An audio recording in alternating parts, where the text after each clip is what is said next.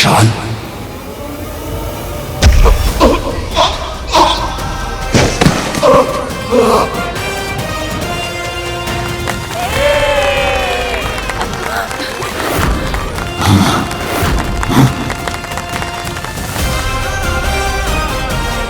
नहीं नहीं नहीं, क्षमा कर दो मुझे।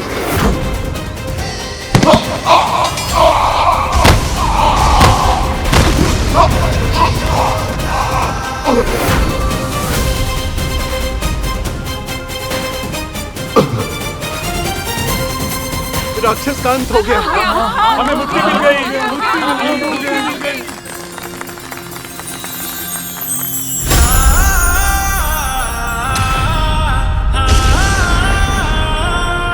भगवान ने हमारी प्रार्थना सुन ली। हाँ, भगवान ने हमारी प्रार्थना सुन ली। भगवान स्वयं दूत बनकर आए हैं, वो देखिए।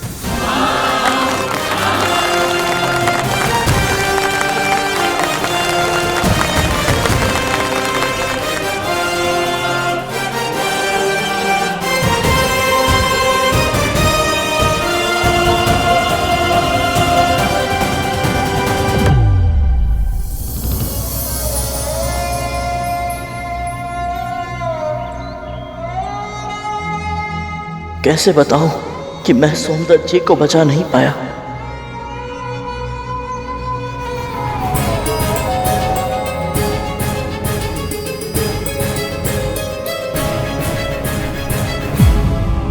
स्वामी,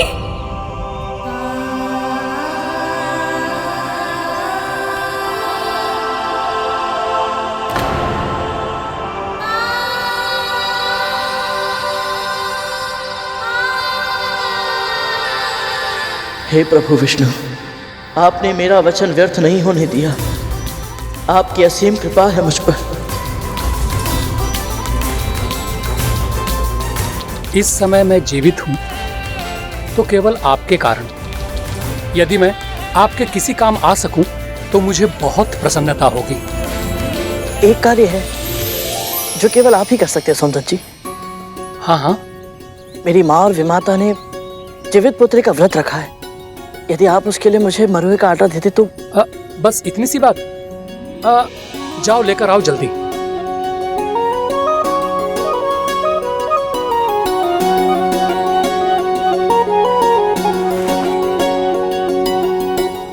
आपका बहुत बहुत धन्यवाद। आज्ञा दीजिए।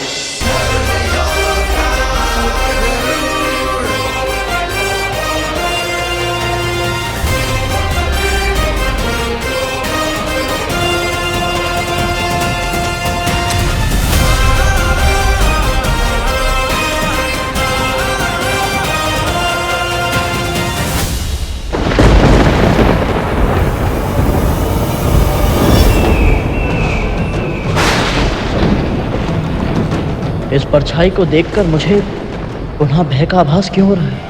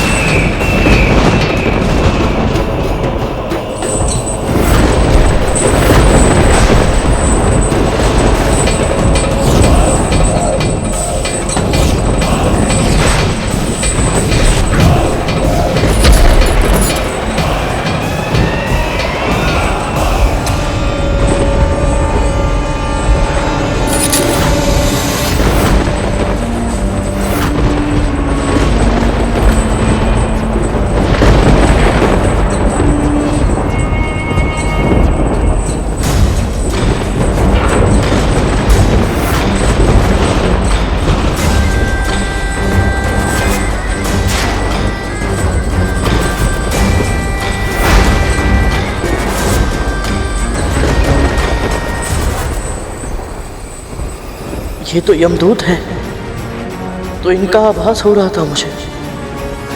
पर ये मेरा भ्रम है या सच में ये मुझे चुनौती देकर गए हैं कि शीघ्र ही ये मेरे भाइयों को भी ऐसे ही ले जाएंगे।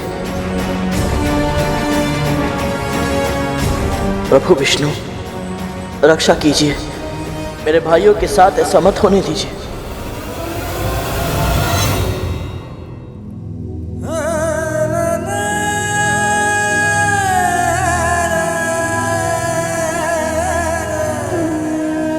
का स्वास्थ्य तो बिगड़ता ही जा रहा है भैया। आपको क्या लगता है मां का व्रत सफल होगा? तू कल्पना भी नहीं कर सकता कालिया कि एक बड़े भाई को कितना कष्ट होता है जब उसे अपने छोटे भाई को यह कहना पड़े कि जो तू प्रश्न पूछ रहा है उसके उत्तर नहीं है मेरे पास। यही सत्य है।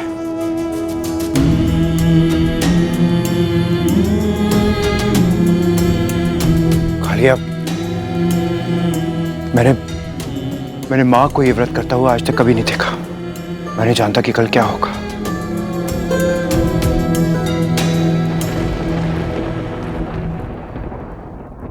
जानते हो भैया, यदि धूमल अभी बोल सकता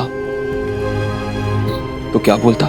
यही कि दासी मां भी ये व्रत रख रही हैं, इसलिए इस व्रत की सफल होने की आशा और भी अधिक है। हम सदैव इन्हें डांटते रहे भैया, किंतु एक बात तो माननी पड़ेगी, तख्तू धूमल ने जब भी कुछ कहा सत्य ही कहा। उठो सब, महाराज अनर्गल प्रणाम सुनने को तरस गया हूं मैं। वचन देता हूं तुम सबको, मैं सबको वचन देता हूं कि आज के बाद मैं किसी को नहीं सताऊंगा, किसी को तंग नहीं करूंगा। एक बार आंखें खोलो। आपका ये वचन मैं भी निभाऊंगा भैया, सबका साथ हमेशा निभाऊंगा। बस शीघ्र ही तुम सब स्वस्थ हो जाओ मेरे भाइयों, शीघ्र ही स्वस्थ हो जाओ।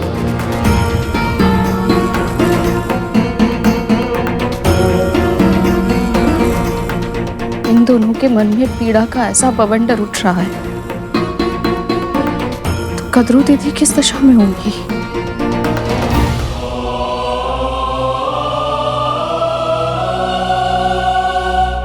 सूर्यदेव ने हमारे अरुण को अपने रथ का सारथी बना लिया है। सच? हाँ विंता, बिल्कुल सच। तुम अब प्रतिदिन अपने पुत्र की लालिमा का अनुभव कर पाओगी और वो भी तुमको देख सकेगा। मैं ये भूल गई थी कि तू यदि विंता को नित्य देखता होगा तो तेरी दृष्टि मुझ पर भी पड़ती होगी ना। विंता ने कभी दोष नहीं दिया मुझे अरुण, किंतु तेरे मन में मेरे लिए कितना आक्रोश होगा।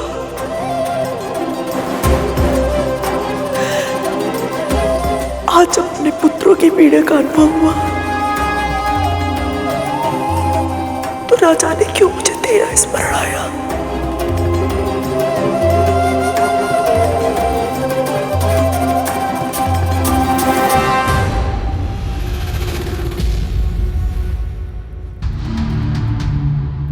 कद्रू जैसे भावुक और उसे देखकर मेरी शंका और भी बढ़ गई है। यदि इसका और विंता का व्रत सफल हो गया तो कहीं ऐसा ना हो कि ये दोनों फिर से एक हो जाए, क्योंकि ऐसा हुआ तो इसका परिणाम बहुत घातक होगा। नहीं, मैं ऐसा होने नहीं दे सकती। कुछ तो करना होगा।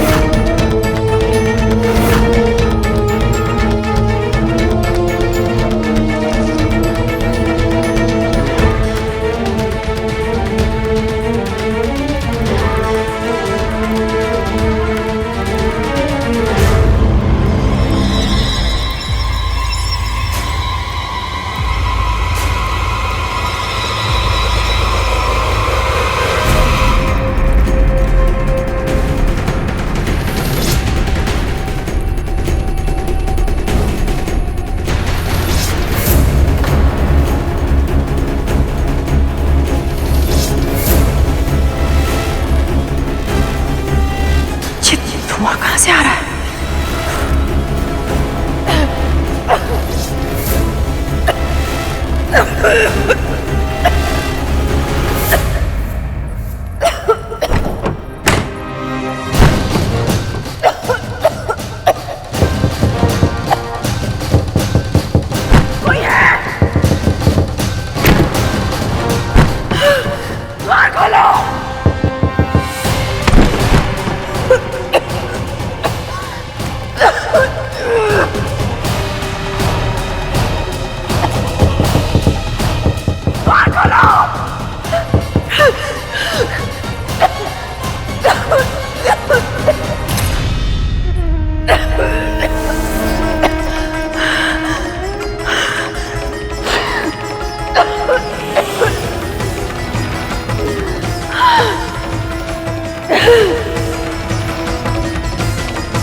बस एक बार कद्रू जल पी ले तो इसका जीवित पुत्रिका का व्रत टूट जाएगा।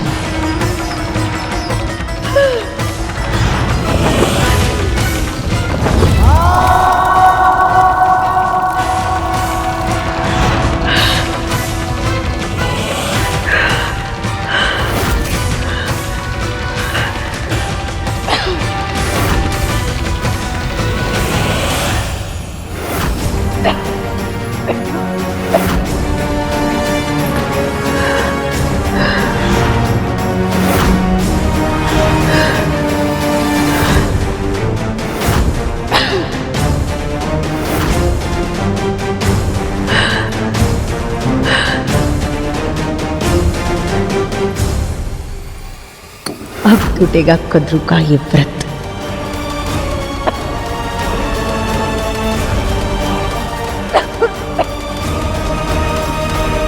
दीदी,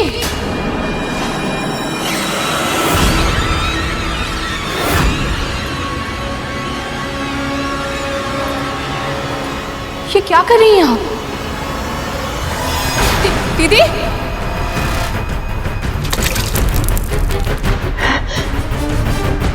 दीदी,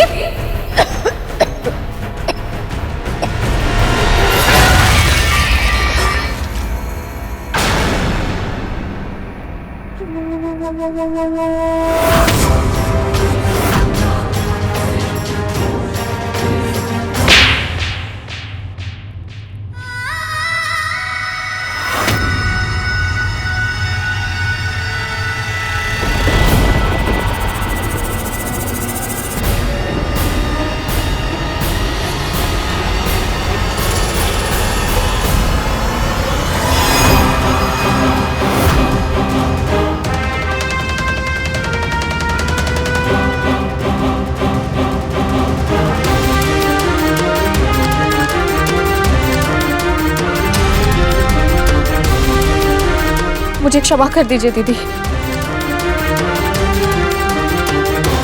मैं तो बस आपको निर्जला व्रत तोड़ने से रोकने का प्रयास कर रही थी। यदि आपने ये जल पी लिया होता तो आपके पुत्र।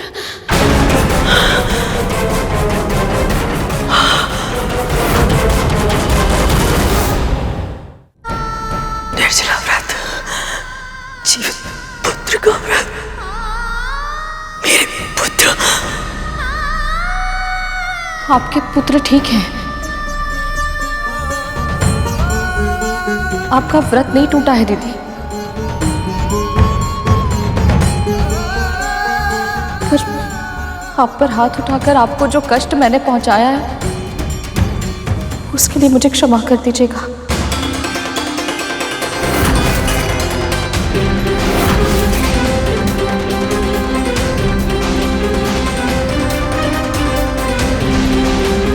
दासी माँ, इतना दुस्साहस!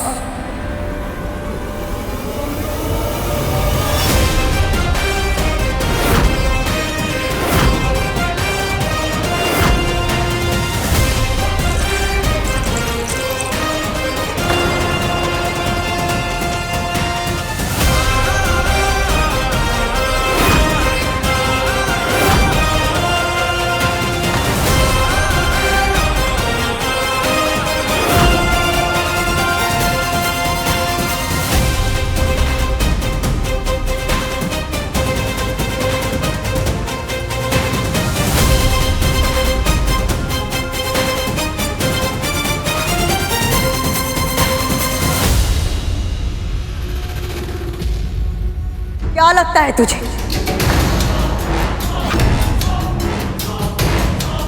तेरे घूरने से ये दोनों शांत हो जाएंगे?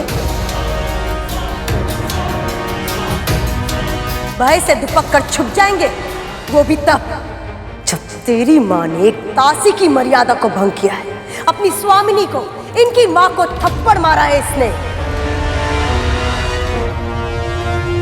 बस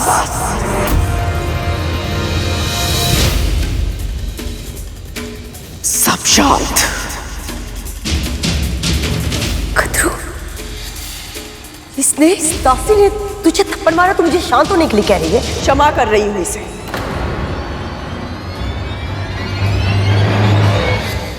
इसने मेरा व्रत टूटने से बचाया है।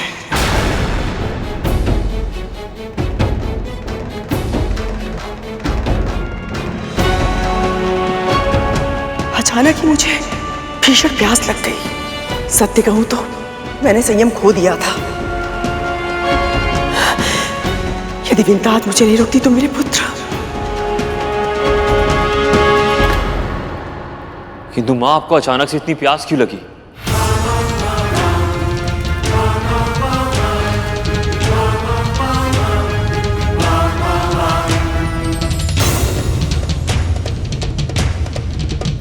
इतना शीघ्र कहां चला गया? क्या माँ? धुआं। इस कक्ष में अचानक से इतना धुआं भर गया था कि मेरा सांस लेना भी असंभव हो गया था।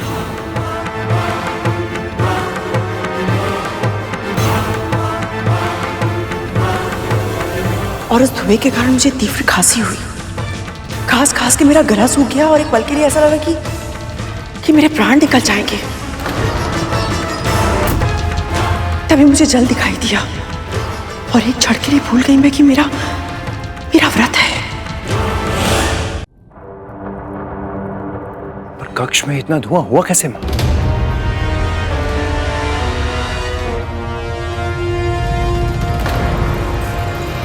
जो हुआ सो हुआ।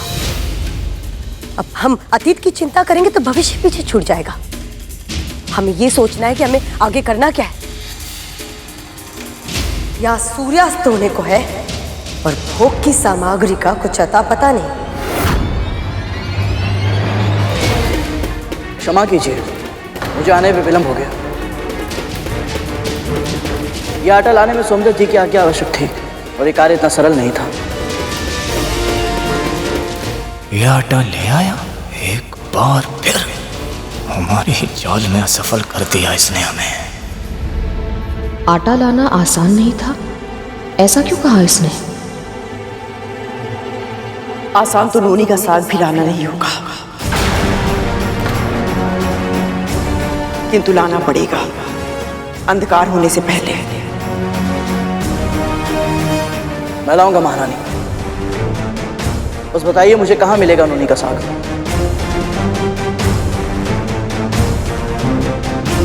उसे लेने के लिए तुझे महर्षि अगस्त्य के आश्रम जाना होगा।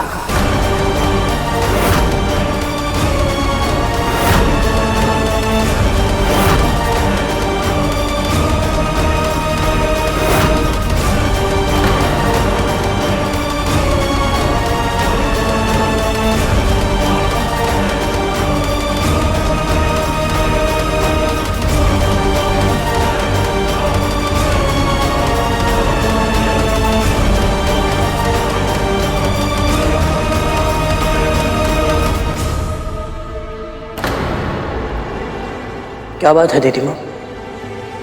ये नाम सुनते ही एक माँ शंका से कांप गई और एक माँ के हाथ श्रद्धा से जुड़ गए।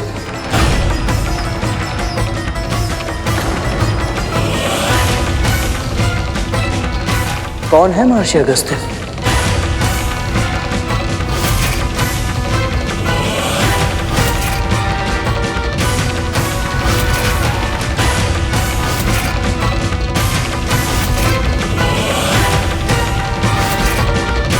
गरुड़ को ज्ञात नहीं कि ऋषि अगस्त्य कितने तेजस्वी ऋषि हैं।